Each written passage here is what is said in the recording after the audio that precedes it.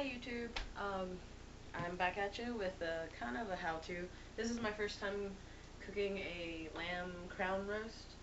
I couldn't find any lamb with the shanks still attached. They were all cut off, so we're gonna do kind of like a mini crown roast. I mean, it's still just as big. It just doesn't have the bones, so we'll have to work with that. I got a whole lamb breast for $5 each, just about. The other one was on sale for about $1 less. Alright, so we're gonna get to prepping this. If you don't know what lamb looks like, it's just not thawed out. It looks like this. Lots of fat, lots of meat too though.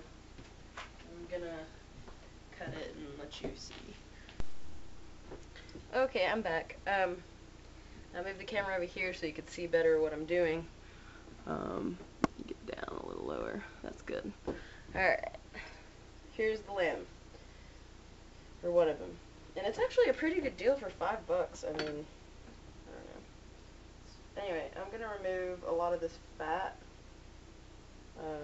Not that. That is actual meat. So what we want to this is actual meat. So what we want to do is remove this first layer here. Okay?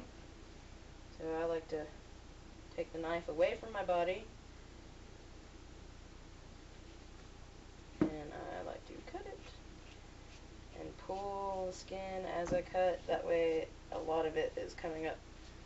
And I don't know, it's less of a mess to work with. A lot of people say don't throw away the fat. It makes good for soup, so I'm gonna try a soup and probably make that a video as well. If you see, I don't know if you can see, I'm making little slashes. This will also help when I'm putting the flavor on it.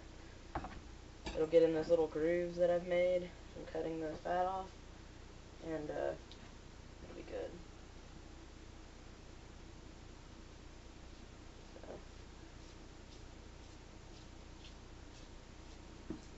And I got about 4 of these to do.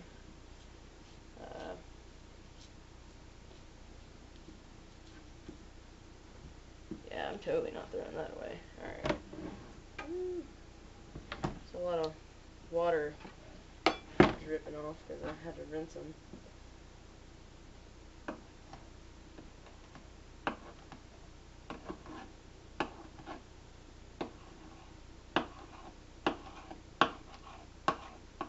Okay, there's one side, and then there's this side.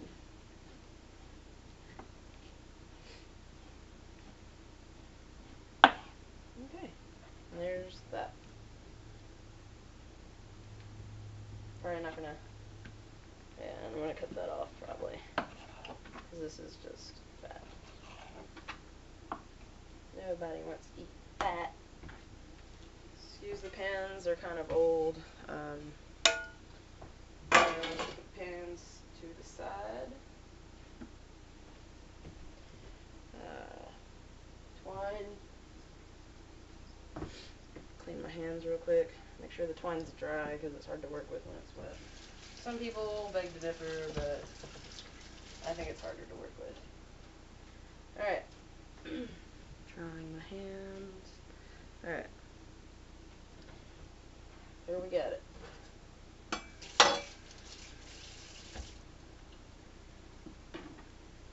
Alright, the next part is to find the little ribs, and you can feel them. You can even see them on the side if you look.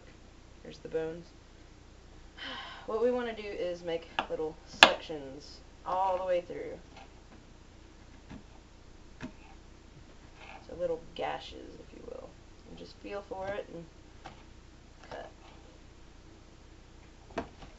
And like, my grandmother used to do this all the time.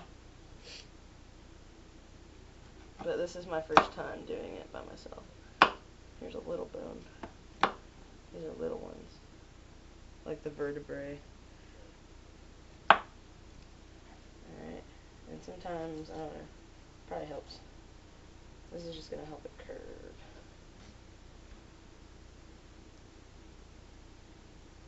Okay. There's one done. And here's another. And what I'll do is I'll go ahead and cut these and show you how to do the next part. But my battery went low. But basically I wrapped it with the twine, the two edges here. And then I want to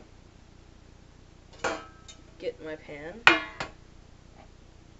it in there, and kind of mold it to the side of it like that. Okay? And then I'm going to take this and do this. And hopefully pause. Okay, so now, obviously one didn't do so well, but this one did beautifully. That's how it should look. This one, however, I had problems with. The ribs wouldn't bend, so it's probably just like the side of the lamb that it was. But anyway, the other one did perfect, and that's probably going to be the one that I'm going to set. What I'm going to do is cut your onion and get everything in this bowl. How much? That's kind of up to you.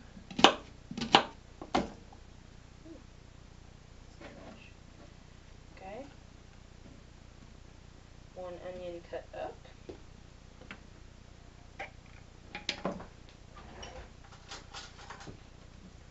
Tablespoon. You want to get, for 2 roasts, about 1.5.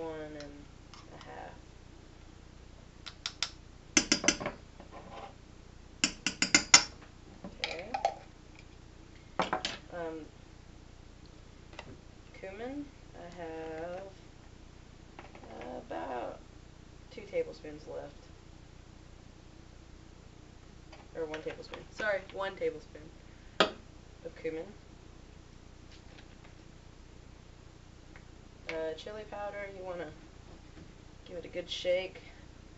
This all depends on you, really. But I'm going to put about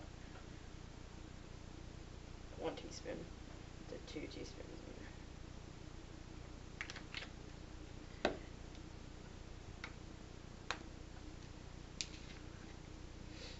there. Alright, now for allspice.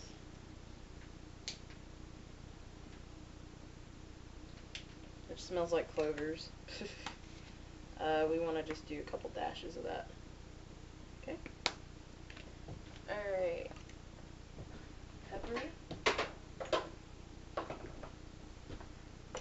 Do about a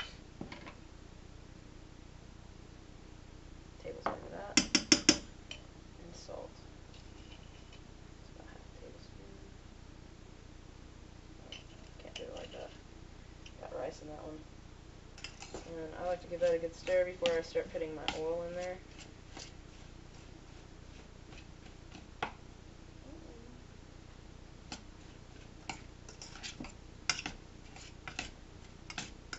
Okay, fresh parsley. And just chop it up. Okay, I'm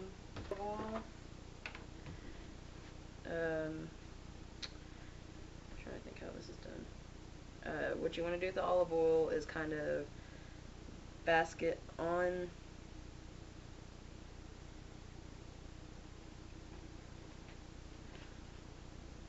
This is not olive oil, this is vegetable oil, but olive oil would be better. This is just all I have right now. And we're going to take our first one we did here, and hopefully the bottom's pretty coated. Some in the middle, just for flavor. Get that flavor all in it. Okay. Then what we want to do is kind of rub it into the side. Okay. And some of the onions and stuff will probably fall around it, which is cool, because that gives more flavor. It gives more flavor. It gives more flavor.